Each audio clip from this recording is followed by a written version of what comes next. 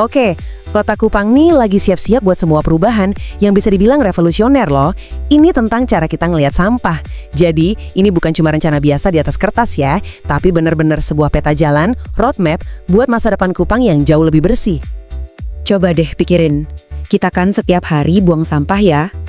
Udah jadi kebiasaan. Tapi, pernah nggak sih kita berhenti sejenak terus mikir, ini sampah setelah diangkut truk sebenarnya dibawa kemana ya? Nah, di Kupang, jawaban dari pertanyaan simple itu bakal berubah total. Yuk, kita bedah bareng-bareng betapa keren dan ambisiusnya rencana baru ini. Percaya nggak percaya, titik awal dari semua sistem canggih yang bakal kita bahas ini mulainya dari mana?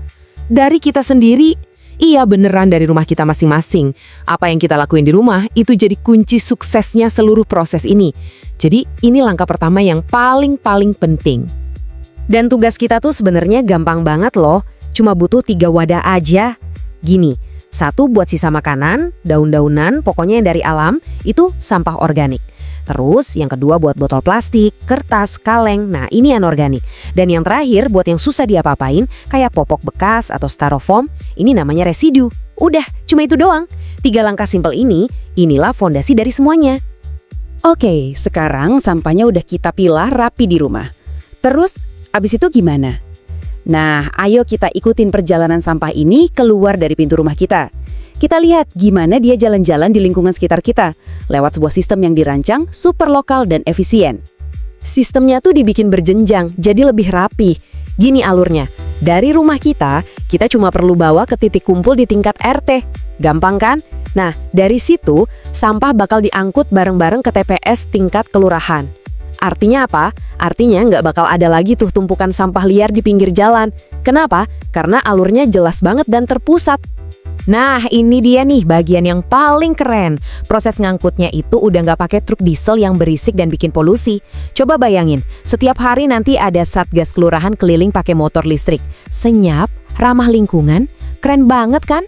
Eits, bukan cuma itu. Kita bahkan bisa lacak posisi mereka dan jadwalnya lewat aplikasi di HP.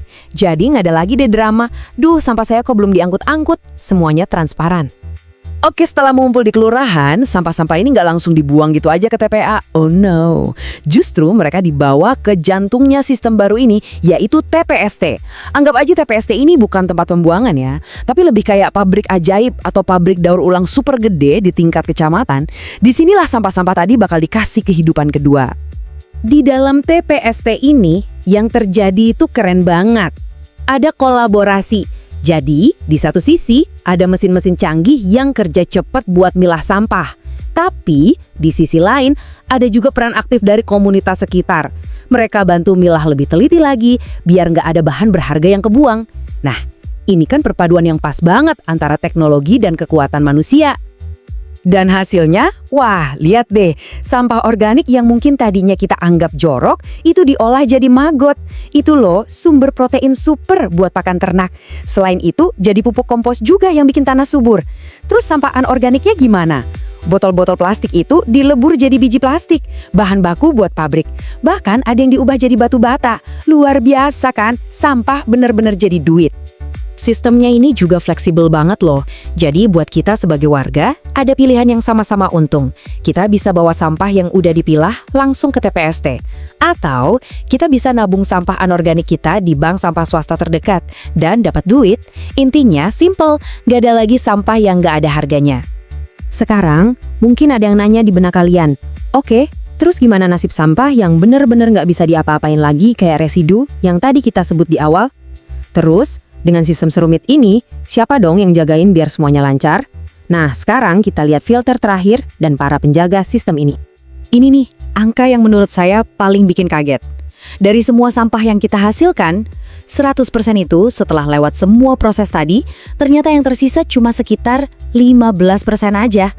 Cuma 15%. Bayangin, cuma segitu residu yang benar-benar udah mentok nggak bisa diolah. Ini penurunannya drastis banget dibanding sistem lama, di mana hampir semuanya ya berakhir di TPA. Dan sisa 15% ini pun nggak cuma ditumpuk gitu aja loh. Mereka dibawa ke TPA Alak yang sekarang fungsinya udah naik kelas, jadi filter terakhir. Di sana, sangka sisa ini diolah lagi pakai teknologi canggih, namanya mesin pirolisis. Gampangnya, ini proses pemanasan super tinggi tanpa oksigen yang bisa mengubah sampah jadi bahan yang lebih aman buat lingkungan. Jadi TPA Alak ini bukan lagi sekedar tempat buang sampah, beda. Biar mesin raksasa ini terus jalan mulus, tentu ada penjaganya. Nah, inilah tugasnya Satuan Tugas atau Satgas Khusus yang mimpin langsung camat dan lurah loh. Jadi mereka yang turun langsung ke lapangan, nentuin titik kumpul di mana, pastiin nggak ada sampah numpuk, dan ngatur rute biar efisien. Pertanggungjawabannya juga jelas banget, karena mereka langsung lapor ke wali kota. Jadi, pada akhirnya semua langkah ini, dari mulai kita milah sampah di rumah, sampai pengolahan canggih di TPA Alak, semuanya itu kerja bareng kayak sebuah orkestra. Setiap bagian punya perannya masing-masing. Dan tujuannya cuma satu, bikin sistem pengolahan sampah yang bisa mengubah Kupang jadi kota yang lebih bersih, lebih sehat, dan pastinya lebih berkelanjutan. Nah, inilah cetak birunya, rencana super detail buat masa depan Kupang yang lebih hijau. Teknologinya udah ada, sistemnya udah dirancang. Tapi, semua ini nggak akan ada artinya tanpa kepingan puzzle yang paling penting, yaitu kita semua, warganya. Jadi, pertanyaannya sekarang saya kembalikan ke kalian. Siap nggak kita ambil peran buat wujudin kota impian ini bareng-bareng? Oh ya, agar tidak ketinggalan konten edukasi lainnya, mohon aktifkan tanda lonceng, like, dan subscribe channel Informasi Layanan Masyarakat NBS. Salam sehat buat kalian semua!